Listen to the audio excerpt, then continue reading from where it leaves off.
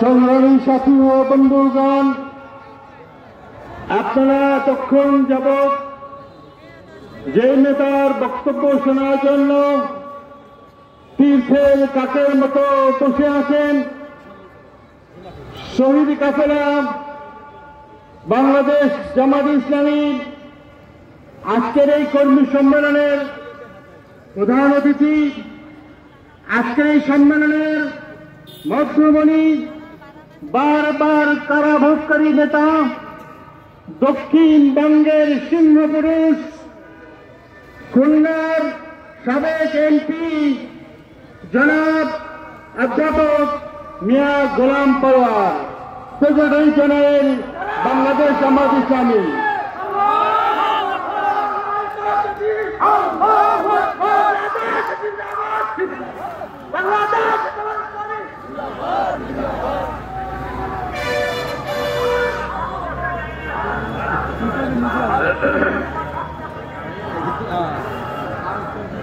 আসসালামু আলাইকুম ওয়া রাহমাতুল্লাহি ওয়া বারাকাতুহু। সালামের জবাবটা খুব মহব্বতের সাথে হয় নাই। আসসালামু আলাইকুম ওয়া রাহমাতুল্লাহি ওয়া বারাকাতুহু। সবাই আপনারা ভালো আছেন? 5ই আগস্টের আগে কেমন ছিলেন?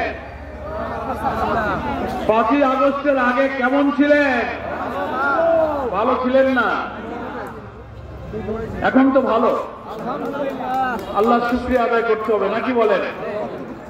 আলহামদুলিল্লাহ, আলহামদুলিল্লাহ রাব্বিল আলামিন, সালাতু ওয়াসসালামু আলা সাইয়্যিদিল মুরসালিন ওয়া আলা আলিহি ওয়া সাহবিহি আজমাইন। বাংলাদেশ জামাত ইসলামী মাদারীপুর জেলা শাখার উদ্যোগে আয়োজিত আজকের ঐতিহাসিক কর্মী সম্মেলনের সংগ্রামী সভাপতি, মাদারীপুর জেলা জামাত ইসলামীর সম্মানিত আমির জননেতা মাওলানা মুখলেসুর রহমান, আমার আগে বক্তব্য রাখলেন আজকের এই সম্মেলনের বিশেষ অতিথি, সাবেক জাতীয় সংসদ সদস্য, বাংলাদেশ জামাত ইসলামীর সহকারী সেক্রেটারি জেনারেল, বীর চট্টলা কক্সবাজার এবং এই অঞ্চলের সংগ্রামী জননেতা, ফরিদপুর জামাত ইসলামীর সাংগঠনিক অঞ্চলের পরিচালক জননেতা হামিদুর রহমান আজাদ, আজকের মঞ্চে উপবিষ্ট ফরিদপুর অঞ্চলের অঞ্চল টিমের সদস্যবৃন্দ, কেন্দ্রীয় মজলিসের শুরার সম্মানিত সদস্যবৃন্দ, পার্শ্ববর্তী জেলা সমূহ থেকে আগত আমার প্রিয় নেতৃবৃন্দ, মুআজ্জাজ উলামায়ে কেরাম, এই সম্মেলনকে ঐতিহাসিক বলার তাৎপর্য আছে, নাকি বলেন? আমি শুনলাম এই বাংলাদেশে মাদারীপুরের মতো জায়গায় এত বড় সম্মেলন এটাই নাকি প্রথম। এটা কি ঠিক বলেছি? তাহলে আপনি এই সম্মেলনকে ঐতিহাসিক বলবেন না? মাদারীপুরের ইতিহাসে, জামাত ইসলামের ইতিহাসে নতুন দ্বিতীয় স্বাধীন নতুন বাংলাদেশের স্বৈরাচারী ফ্যাসিস্ট সরকারের বিরুদ্ধে রুদ্ররোষ জনতার ক্ষোভ উত্তাল আন্দোলনের বিনিময়ে হাজার হাজার ছাত্র জনতার রক্ত এবং জীবনের বিনিময়ে যে বাংলাদেশ আমরা অর্জন করেছি, জগদ্দল স্বৈর শাসনের পাথর আমাদের বুকের উপর থেকে আল্লাহ পাক মুক্ত করে দিয়েছেন। আমরা দীর্ঘ 17-18 বছর পর একটি মুক্ত স্বাধীন বাংলাদেশে স্বস্তির নিঃশ্বাস ফেলছি, আলহামদুলিল্লাহ। তাই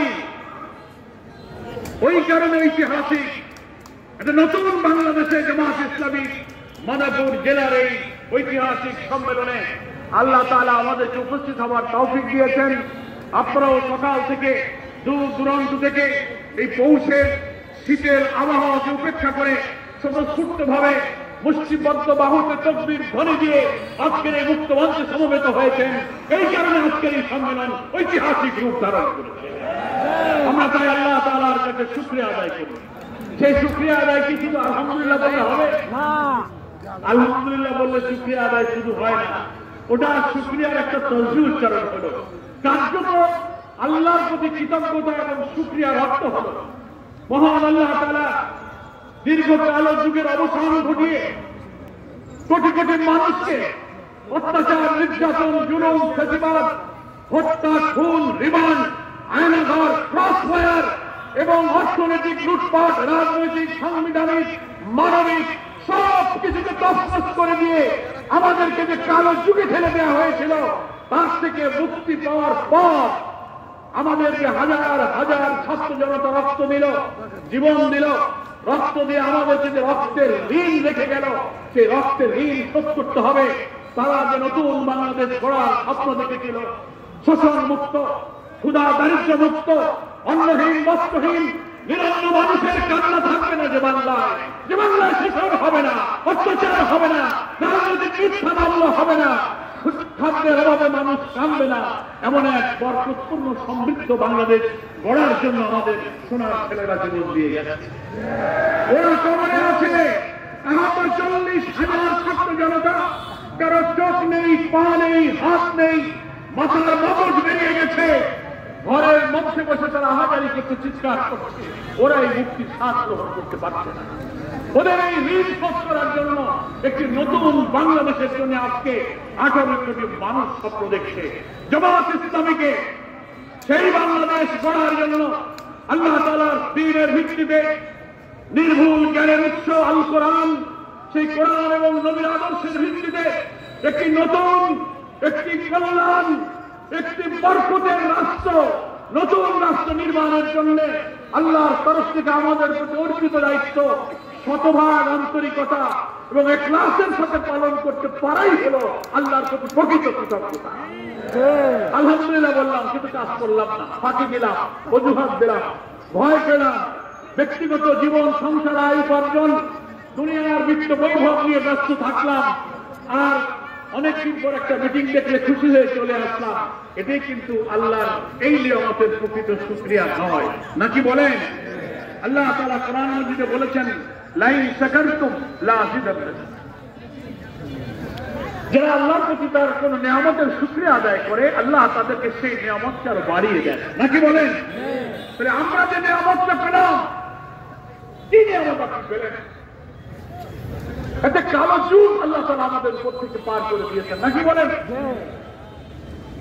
আমাদের কোন সাংবিধানিক অধিকার ছিল না, রাজনৈতিক অধিকার ছিল না। আপনি সভা করতে পারবেন না, মিটিং মিছিল করতে পারবেন না, প্রতিবাদ করতে পারবেন না।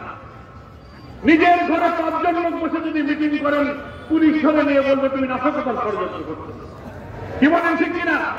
এই মাদারীপুর নয়, শুধু সারা বাংলাদেশে লক্ষ লক্ষ রাজনৈতিক কর্মী, আলেম, ওলামা, পীর, মাশায়েখ, ইসলামিক স্কলার, রাজনৈতিক নেতৃবৃন্দ, তাদেরকে গ্রেফতার করে কারারুদ্ধ করা, রিমান্ডে নেওয়া হবে।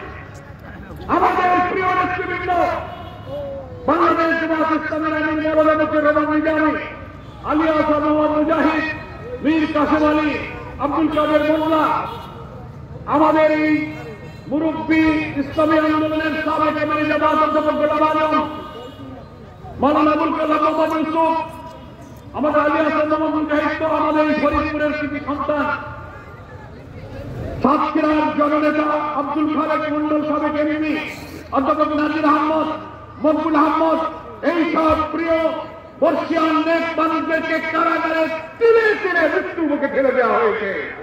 ৫ জনকে বৃদ্ধ বয়সে বিনা অপরাধে নেক মানুষদেরকে ফাঁসিতে ঝুলিয়ে হত্যা করা হয়েছে। আপনারা মামলা, হামলা, কারাগারে নির্যাতন ভোগ করেননি? বাড়িতে কেউ থাকতে পারে না। বিএনপি, জামাত যারা সরকার অত্যাচার, জুলুমের বিরুদ্ধে বিরোধিতা করেছে, তাদেরকে গ্রেফতার করা হয়েছে, রিমান্ডে নেওয়া হয়েছে। বাড়ি ঘরে থাকতে পারে নাই। চাকরি বাকরি, যারা সরকার বিরোধী আন্দোলন করছে, তাদের সন্তানদের চাকরি হবে না। পুলিশের চাকরি, সিসিএস এর চাকরি, সরকারি চাকরি, পরীক্ষায় পাস করে পুলিশ ভেরিফিকেশন হয়, বলে না ওর আব্বা, ওর পরিবার, ওরা সব জামাত শিবির, ওরা সব বিএনপি। বিরোধী দল হলেই তাদেরকে আর সরকারি চাকরি দেওয়া হবে না।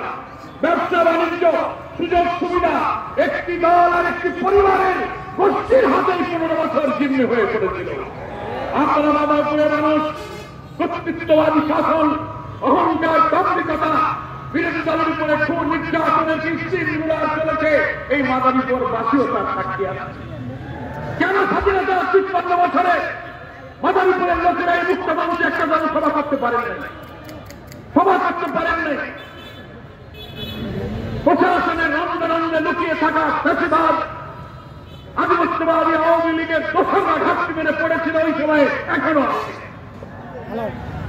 তারা আমাদের রাজনৈতিক অধিকার আইন অঙ্গনে, বিচার অঙ্গনে আমরা সুবিচার পাইনি। কি বলেন ঠিক কিনা? আলামালা পীর মাসায়েখ, নিরাপরাধ বর্ষিয়ান নেক মানুষ, তাদেরকে ডান্ডা বেড়ি পরিয়ে, হ্যান্ডকাপ পরিয়ে কোর্টে হাজির করা হয়েছে। মিথ্যা মামলা, সাজানো মামলা, সাজানো বাদী, সাজানো সাক্ষী, সাজানো ট্রাইব্যুনাল দিয়ে তাদেরকে সাজা দেওয়া হয়েছে। বছরের পর বছর কারাগারে আটকে রাখা হয়েছে। আর আওয়ামী লীগ, ছাত্রলীগ, যুবলীগ কোন অনুমতি লাগবে না। রাজপথে দাঁড়িয়ে তারা মিটিং করবে, মিছিল করবে, চুরি করবে, ডাকাতি করবে, রপ্তানি করবে, সন্ত্রাস করবে, তাদেরকে গ্রেফতার করা হবে না। এটা কি কোনো আইনের শাসন হলো?